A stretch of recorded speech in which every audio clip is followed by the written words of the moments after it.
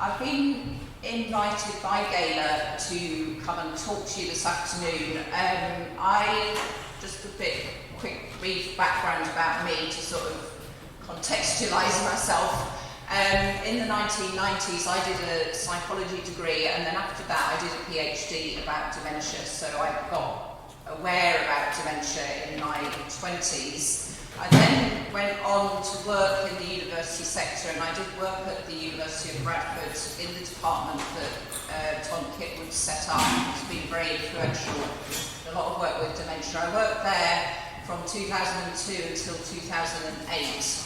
But during the course of that decade, I came to Christian faith, and I felt a sort of pull from the Lord that He wanted me to leave the universities and go more out just into communities to find out how families were coping with dementia, living with dementia, and to do something to do with church and dementia-friendly church. I didn't really know what it was at the time, but those of you who are Christians will probably relate to that feeling that the Lord has a sort of pull on your life, and you don't quite know where you're going, but you just have to follow that and see where it goes. So I left the university and training in 2011 just to go out into my communities and work voluntarily, see where it was going to lead. And where it led was that there weren't really enough. There were friendship cafes, wellbeing cafes, which have all come from Gaynor's work, but people were saying that there still isn't enough meeting places in local places round the corner where people can gather, the people with dementia and those who are caring and supporting them, for that mutual peer support. So I sort of got led in that direction towards starting to set up a group through my church, which was then St Peter's Church in Shipley. So we started something called Tuesday Club, just to get people together in our local area and kind of see where it would go. And quite early on, this is the link to Faith and Elderly People Leads. One of the people who came, he came with this book and his wife's memory box. So they were quite early in their dementia journey, but they had already put together their memory box so that when she had to go into care, that box was there and available. And he gave me this little book, and I read it, and I thought, oh, that's all about where we wanting to go. These are the kind of ideas, the celebration of people's lives, their memories, the gathering of things. That's where we want to go. It was by this person called Gaynor Hammond. And I think at the back, it must have had details of how you could contact this Gaynor Hammond. And there was a phone number, so I rang it. And I got to know Gaynor, and I told her a bit more about what I was about and what we were doing. And I was very fortunate that I live in Shipley, Gaynor was in Risley, and Gaynor actually came to my house and talked to me, and we talked about my ideas and where we were going. And it was really from those early conversations that what is called the Memory Tree, which is the organisation I now run in Bradford, it has its roots in this book and Gaynor. So what the Memory Tree does, it has also, I think it demonstrates how work takes the form, and obviously we've heard about all that's been happening since the mid-80s in terms of how Faith and Elderly People Leads has been working in Leeds, not just on dementia, but understanding, appreciating older people in our communities, how we value them. We don't do to them, but we are part of them. And you don't always know how things go forward. So a lot of you have probably, who are founder members, have never heard of me, but for the last 10 years, that seed of your work has been planted in Bradford and is growing and has developed into something that a building or an evolving of the Friendship Café idea. So after the memory box, Gaynor then gave me the Friendship Café book, so I could learn about how to recruit the right kind of volunteers, how to support our volunteers. And we got Tuesday Club really well established. We were getting people coming, and we could see that there was demand for more groups, and also what the carers were saying to us. And each project goes in its own way. This specific thing the carers said to us, we really would value a little bit of time on our own without our loved ones, so that we can talk together in confidence because some of the problems they were facing they didn't want to talk about in front of their loved ones because they were causing issues and difficulties and they didn't always understand or appreciate how it was, and it could be very upsetting. So the carer said, we want our separate group, but we don't want to go to a specific carer group because those are available, because there's nowhere for our loved one to be. And at that time, the Bradford Time Out service increased its hourly rate from £5 an hour to £15 an hour, and now it's even more than that. So for the carer to be able to go to a carer group, they were looking at about £45 to pay the care for their loved ones. So they said, if you could look after our loved ones and have a group for them so we could go out, that's what we would like. So the memory tree became what we call time together, time apart. The people come together, the person with the dementia and the carer. The first half of the group we do activities together, have a cup of tea, enjoy social time as a big group, and then in the second half the carers go out and then we run dementia-friendly activities whilst the carers are out. And quite sure how much time we're going to have, but that's what I thought I might demonstrate or talk about, some of the things that we've learned about how we keep the people with dementia stimulated and engaged whilst the carers are out, because those of you who have worked in the field will know that separation anxiety is a big issue for a lot of people with dementia. If the carer is not there even for 5 minutes because of the memory problem they get, where have they gone, where are they coming back, and we have that problem to contend with when we're trying to run the activities.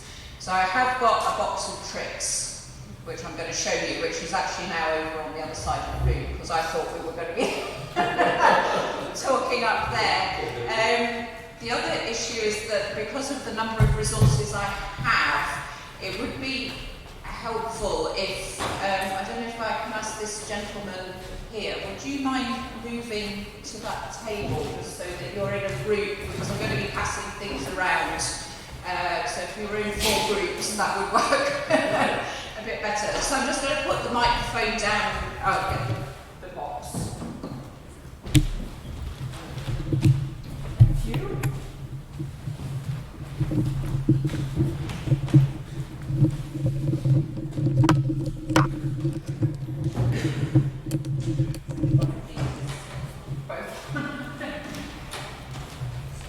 So just quickly, the biggest challenges we face in running activities for a group, we're usually running an activity for around 10 people with dementia, might be a bit less, might be a bit more. The challenges we face are that as the condition develops, a person's attention span, their ability to concentrate starts to contract, and as the dementia goes on, their window of attention gets smaller and smaller. So we're up against having to do, you've got to keep it moving, you've got to keep it moving all the time. You can't do anything where you're going to have to concentrate really for more than 5 minutes on something, so there's a need to keep it moving. So that's one challenge. The second challenge is that dementia happens to the whole range of everybody in society. So they're coming because they have a dementia, but people working in the field have that saying, don't they? When you've met one person with dementia, you've met one person with dementia. So their backgrounds, their ages, ranging from some people in their late 50s who are still very energetic up to some people in their 90s. There's quite a big age range, different interests, different genders. So trying to find activities that are going to hit the mark for everybody, quite frankly, is impossible. So we actually, what we do is we use different categories and we do small amounts of activity from different categories. So what I thought I would do is just talk what our main categories are, show you a few examples and how we've adapted that. So the first category is the one that probably everybody would expect, is that we do try to use music in every session, and there's been a lot of publicity recently about how powerful music is, that the part of the brain that does music is different to the part that does speech and language. So very often people who can't communicate to you through words and sentences and conversation, you put on a well-known hymn or a well-known song and amazing, the isn't it? They know all the words and people come to life. If you were going to do a cafe where you just wanted to focus on one thing, music would be the one that would hit the mark for the most number of people. But it's not universal, and this is always the problem with dementia, is that there is a small number of people that music just does not work for. There is a very small minority of people where the dementia actually does affect the part of the brain that does music. But for those people, listening to music can actually be agony, because it doesn't sound like music anymore, it's like noise. And we did have one chap in one of our groups who had that feature of dementia, and his wife said if you use music, he's not going to come to the group. So that kind of triggered us to think we can't always be relying on music, and we had to get a bit more creative in thinking what else could we do. And with the consent of other people in that group, for 3 years we didn't do any singing or any music, and the other members of the group, like Gaynor was saying, it comes from them as much as from you. They were supportive, they want to support each other, and the others were happy.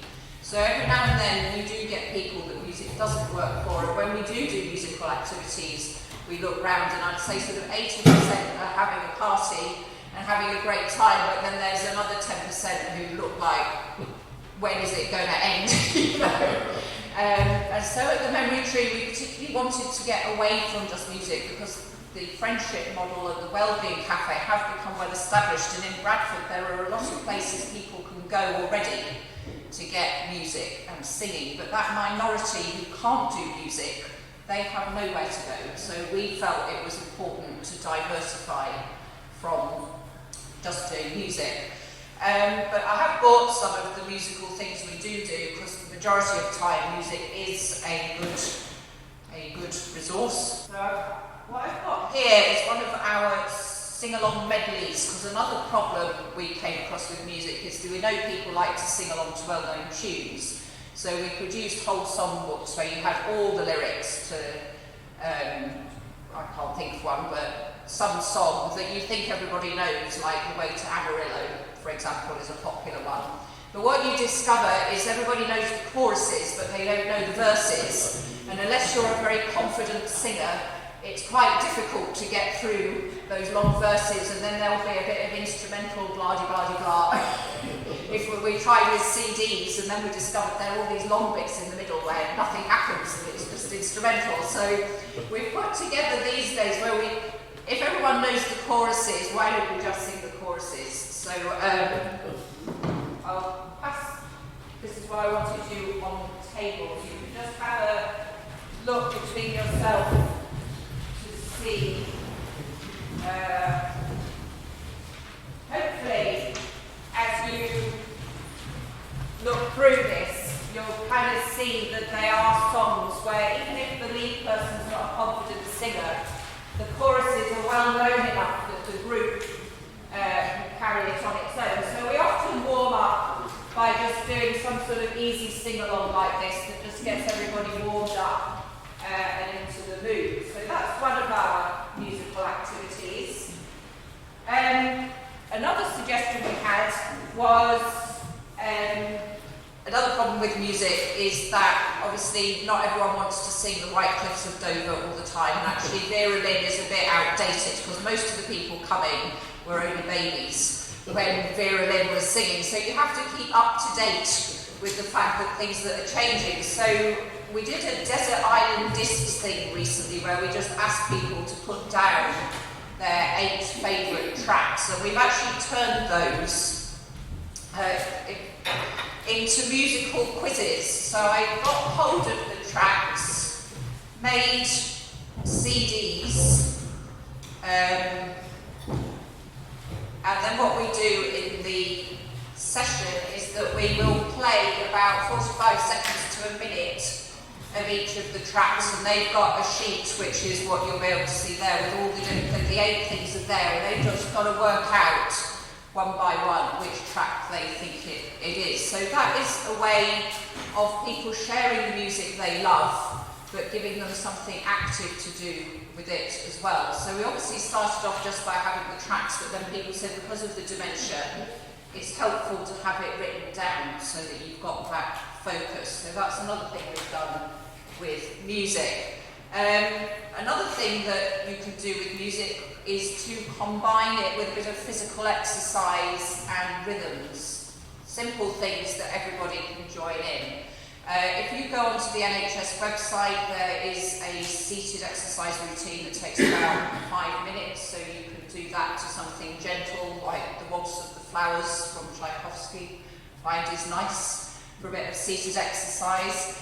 And we also had some dancers, some choreographers come and do a workshop with us just about the joy of music, or joy of movement, joy of movement. And we kind of adapted their ideas. With them being dancers, some of their ideas were a bit too complex, but just taking simple actions and putting them into sequences or rhythms can really help to hold people's focuses.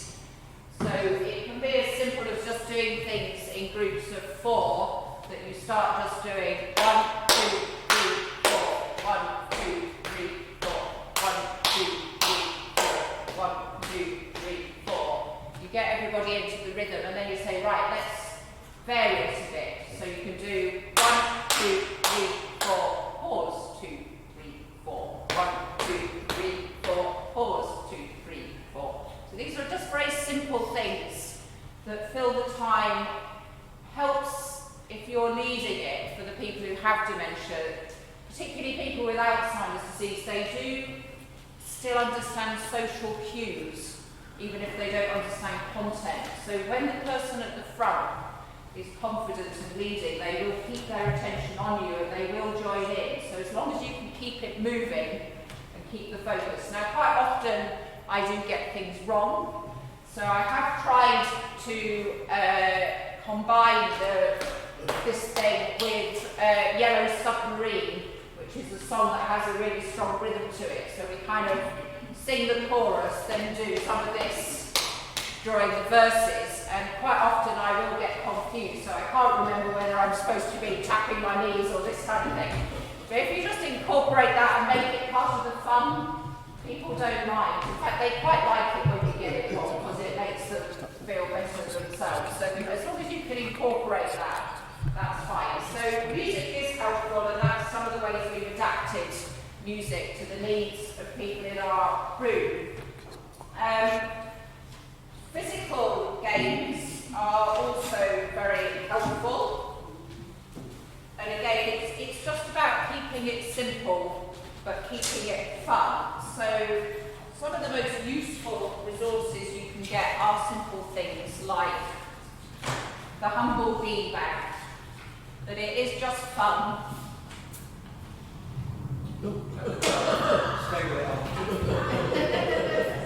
It's just fun to throw and catch things. So you can throw them around, you can use them in all sorts of games. One thing we've done, we were trying to do something where someone suggested as an icebreaker, you can get these conversation mats, which is also useful because you spread the mat out on the floor and then you throw the beanbag. That's the great thing about beanbags, is that they don't roll around all over the place. You can throw them, it lands on a question like, where were you born, what's your favourite meal? So I wanted to get one of these mats, but for some reason they just weren't available. So instead what I did was buy these that you often see in playgroups, but they are actually quite versatile. They're quite lightweight, they're easy to carry around. You can just fit them together in different configurations, and that turned out to be really useful with the beanbag because you can customise it to your needs. So sometimes we have score things, so you might put 10 in the middle and then 5 and then 1, so that you can do it as a bit of a game, as a challenge. Or you can use it for conversation. So we were doing one about harvest, so I put memory, fact, or true and false on the mat, and they'd throw the beanbags, and then if it was a memory, I'd say, what do you remember about Harvest Festival? And we'd try to trigger people remembering things at school and the display and the kind of things that were there. Or they might get a true or false, where we had a whole load of weather law about is it true or false is there any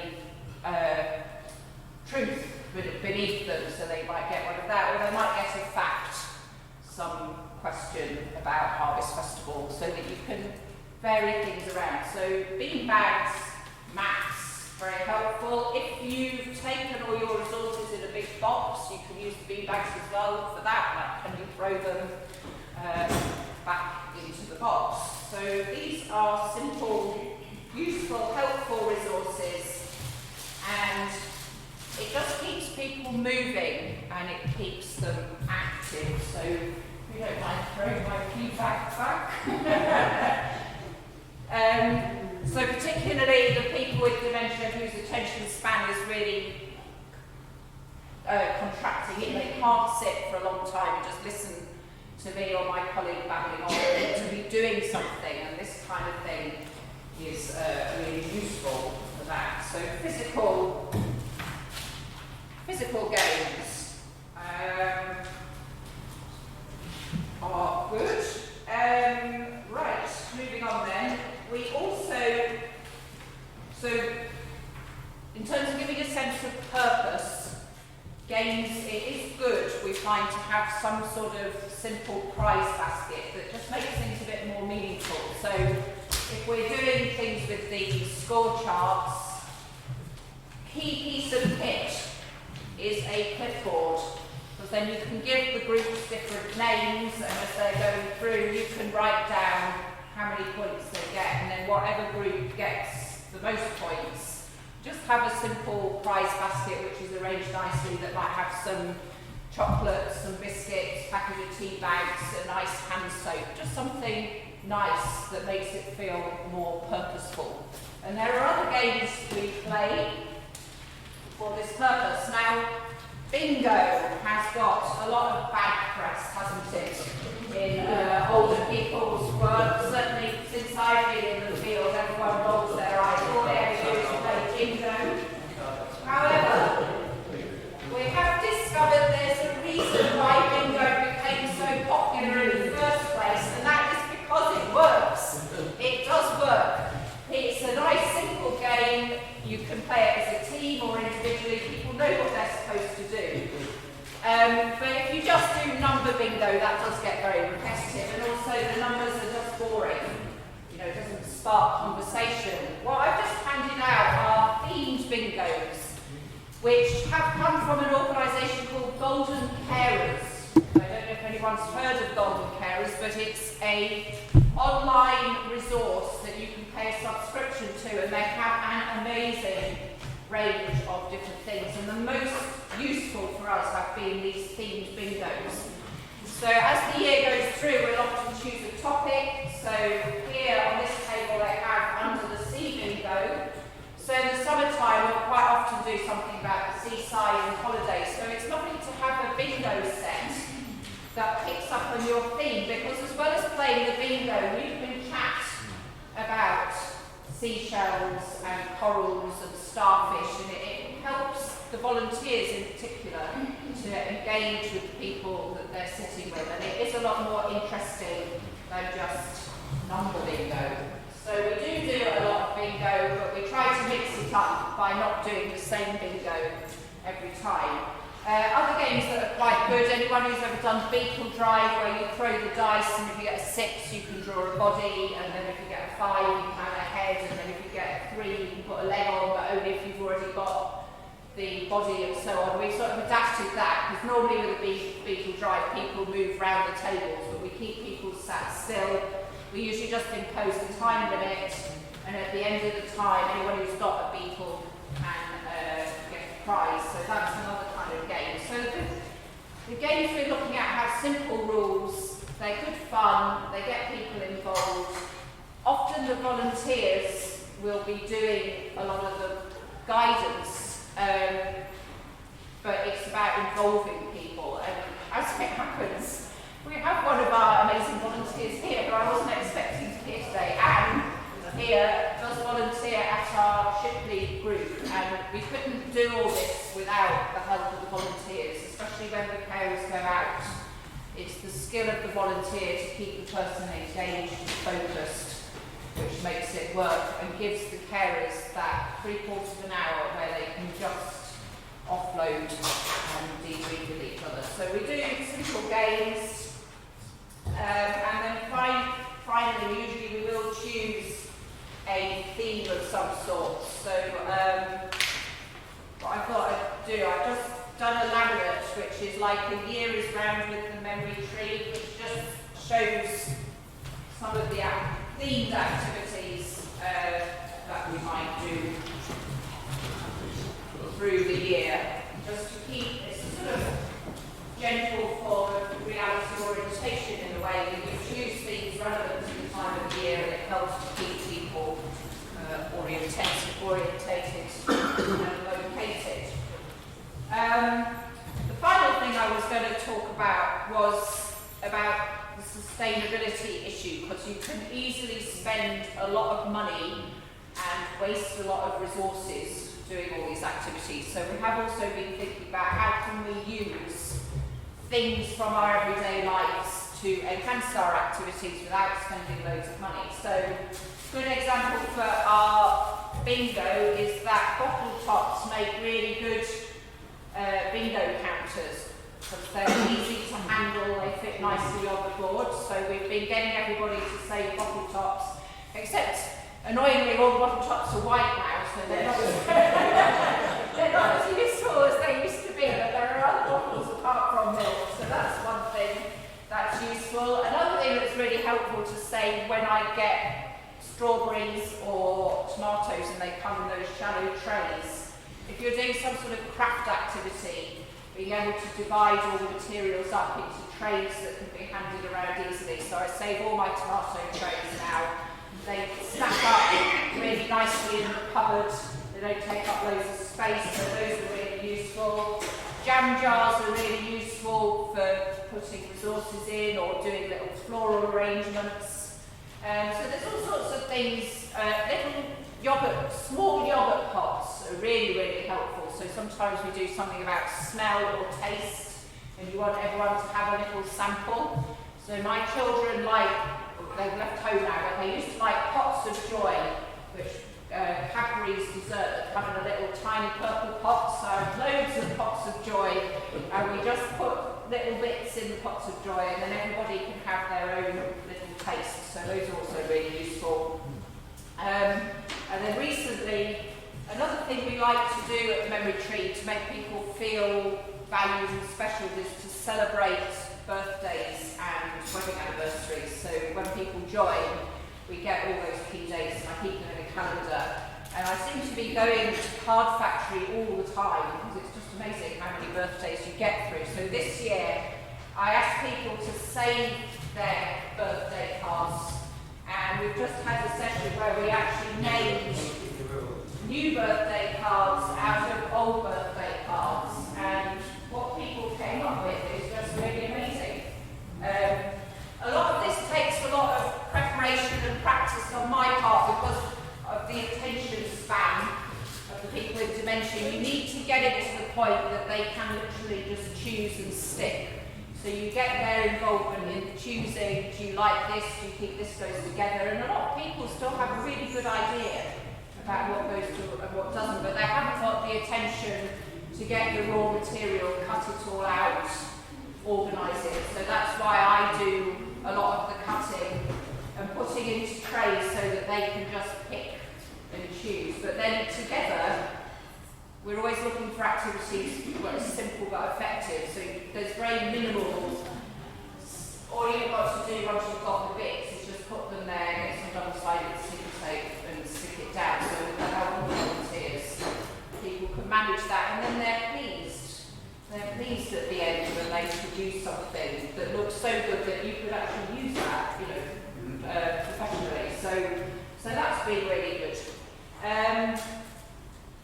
Resources, Golden Carers, I would definitely recommend. You pay your subscription, but they are quite generous in that you're allowed to download things onto your own computer. So we had a subscription for 3 years, but I've got everything I need now. So I'm not paying the subscription anymore, but it was really good.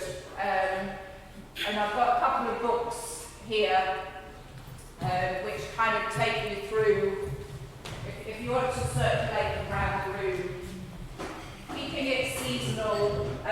What I would say is if you are doing activities, don't get too many books, because you start off with this anxiety about what are we going to do, we haven't got enough ideas, and very soon you've got so many ideas and so many books that your brain can't sort of process it all. So I would recommend just getting one book to start with, and then when you start to get bored with that one, do another one. But whatever you do, it's also important that you play to your own strengths, because it's got to come from you. So for example, I do quite a lot of things like this, fiddly, crafty things, which half the group enjoy, some of them are not so keen. It involves a lot of preparation, and not everybody has the time or the energy to put into that, whereas my colleague Bob is very different. He's just one of these people who with no preparation can just talk and engage a room, and he's really good at quizzes and banter and stuff like that, so he does a lot less preparation, does it much more off the cuff. But it's actually really good to have different people with different styles, because it means every session is different, so that the people who like what I do, they get a boost when I'm on, but there are other people who prefer it when Bob's on, and it's nice to have that variety. So yes, so that's a whistle top store. You know what I'm trying to say. I feel like I've spoken very fast and just inundated with new ideas, but I know a key part of this is for you to chat. And I think the thing to take from it is that all this stuff that we're doing has grown from the base of the work that Dementia did, Gaynor did as the dementia worker for Faith and Elderly People Leads. So this is how that seed is currently growing in Bradford.